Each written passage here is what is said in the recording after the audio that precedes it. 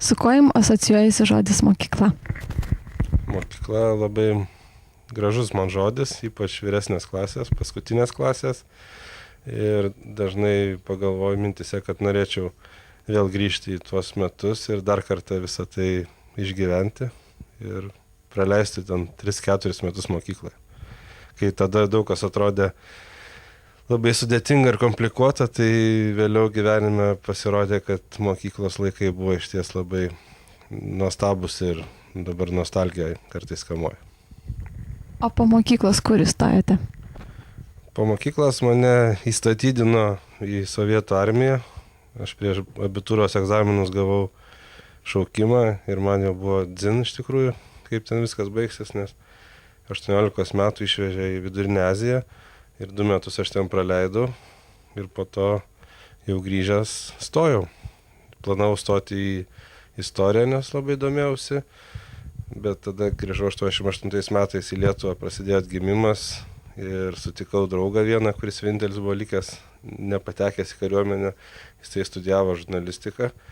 Ir per vieną naktį kažkaip jis mane gal įtikino, gal aš ir pats noriu įsitikinau, kad man ta specialybė taip pat labai įdomi ir aš tada pasirinkau žurnalistiką. Ar atsimenate savo fuksų krikštynas? Atsimenu, kad tai buvo...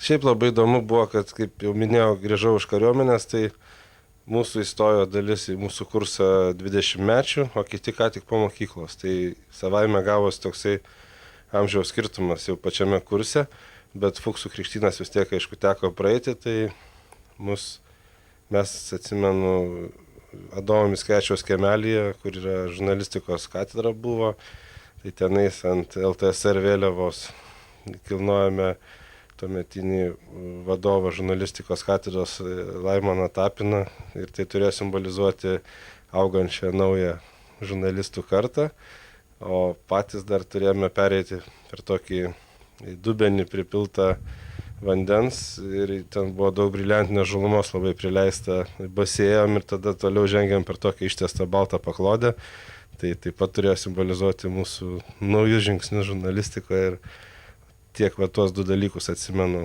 o po to kaip įprasta, fuksų krikštynas, žinot, kas po to būna. Ar buvot aktyvus universitete, ar buvot studentų atstovybėje? Ne, bet taip gavosi, kad mes buvom aktyvus savo kurse labai. Aš dar buvau įstojau į Vilniaus universiteto interklubą, po to mane ten dar prezidentu išrinko kažkaip, bet tos visuomenės veiklos iš tikrųjų daug netrūko, bet viską labai daug atėmė laiko, kad būtent prasidėjo Lietuvoje politiniai įvykiai. Atgimimas 88 metais, staiga prireikė labai daug žurnalistų ir aš nuo pirmo kurso jau su kursiokais mes nėrėm stačia galva į darbus ir mūsų ta veikla visa, vadinkim, buvo labiau darbinė negu visuomeninė. O nebuvo sunku derinti darbą ir mokslus? Buvo labai sunku, dar šeimą sukūriau, po to dukra gimė ir dirbti reikėjo, tai buvo daug labai blaškymosi ir po to vieną dieną supratau, kad aš jau nebeišlaikysiu kažkurios sesijos ir pasiėmiau akademinės atostogas ir grįžau į mokslus tik po kelių metų. Ir po to dar kartą pasiėmiau akademinės atostogas ir vėl grįžau, tai mano mokslai aš pradėjau mokytis 1988 metais, o baigiau 2000-aisiais. Tai dar kai pradėjau mokytis buvo disciplina tarybinė žurnalistika, o kai baigiau tai jau buvo vakarų Europos žurnalistika ir panašiai tokios kitokios visai disciplinos. Ar teko apskritai patirti būtent studentišką gyvenimą? Taip, teko, aišku, ten ypač prisimenu gerai darbo tos stovyklos, ar kaip jos vadinasi, studentų būriai.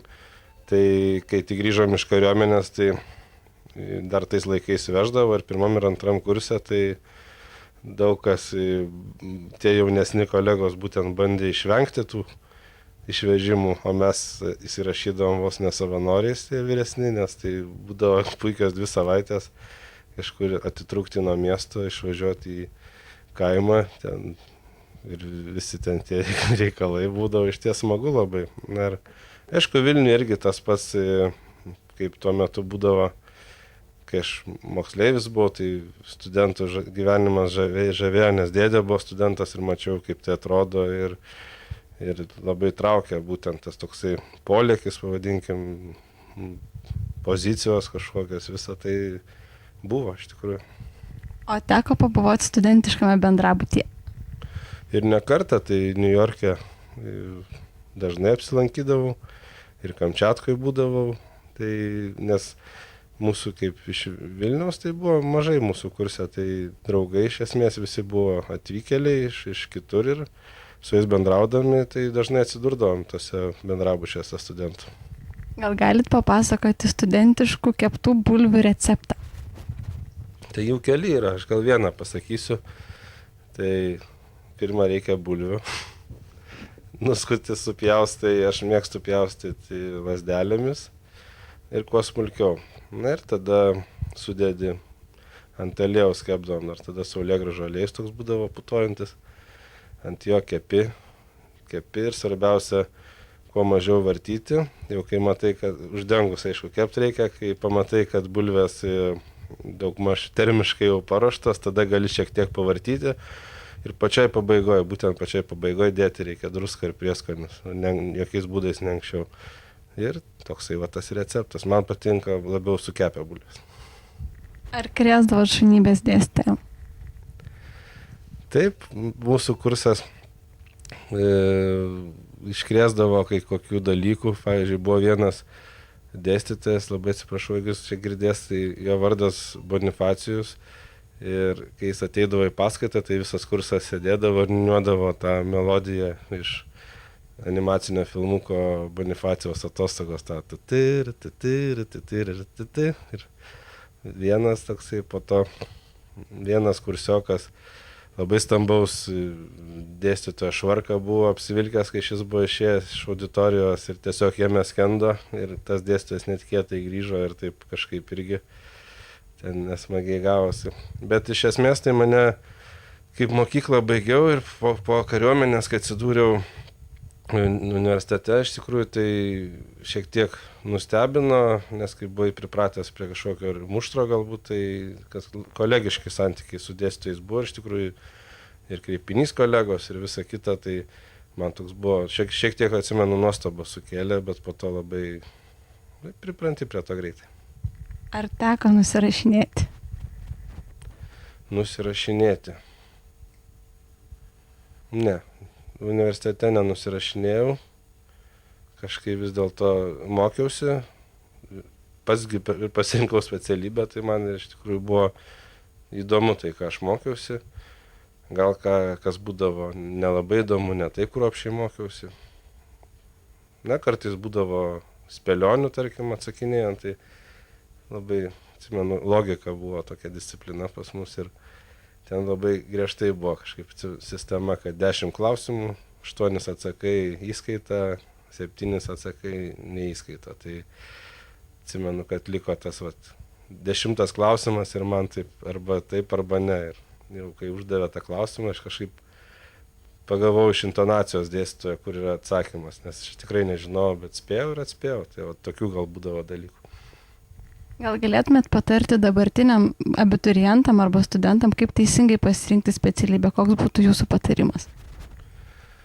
Tikrai, nes mano dukra dabar 16 metų ir kaip jinai tą kartais klausia, aš taip tos nuomonės, kaip manęs tėvai irgi nestūmė visiškai, kas aš ten turėčiau būti, tėvai buvo geologai, aš kažkada irgi buvau susižavėjęs, bet po to tą peraugau ir panašiai. Tai man, kaip sakiau, toksai truputį buvo atsitiktinumo faktorius nemažas, kad vietoj istorijos tapau žurnalistu, tai manau, kad gyvenimas tiesiog taip yra, kaip susiklosto ir nebūtinai žmogus yra savo likimo kalvis, tik gal reikia stebėti ženklus, aplinką, savo mintis, norus, jausmus pajusti tiesiog, ar tai tau tinka, ar tai reikalinga, kaip tu save įsivaizduoji tame darbe ir panašiai. Ir tada rinktis tiesiog tai yra be galo, aišku, sunkus apsisprendimas, tačiau reikia pačiam laukti to sprendimo ir pačiam nuspręsti.